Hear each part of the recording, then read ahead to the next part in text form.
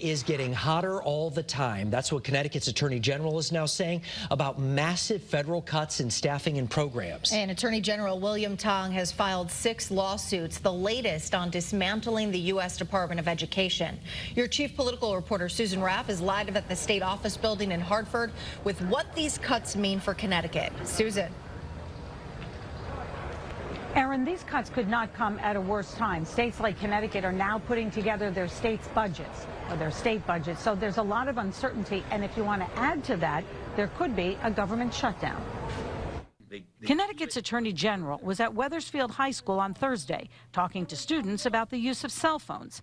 These days, it's the entire education system he's most concerned about. The state of Connecticut has joined 19 other states in suing the Trump administration to stop the president and the Secretary of Education, Linda McMahon from Connecticut, from dismantling the Department of Education. While the Department of Education has not been eliminated, staff has been cut in half and programs slashed. We're talking about special education, services for kids with disabilities, teacher salaries and benefits. And the list goes on.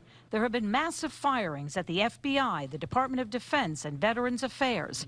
Tong says Trump is breaking the law, which is why he's suing. He has filed 6 lawsuits so far. And the K through 12 education at universities is the bedrock of our future. I really worry that they're playing with fire and don't know what they're doing. Educators were in Hartford Wednesday, thanking the governor and lawmakers for additional funding for special education. But federal cuts could affect everything. We just don't know right now based off of what's going on.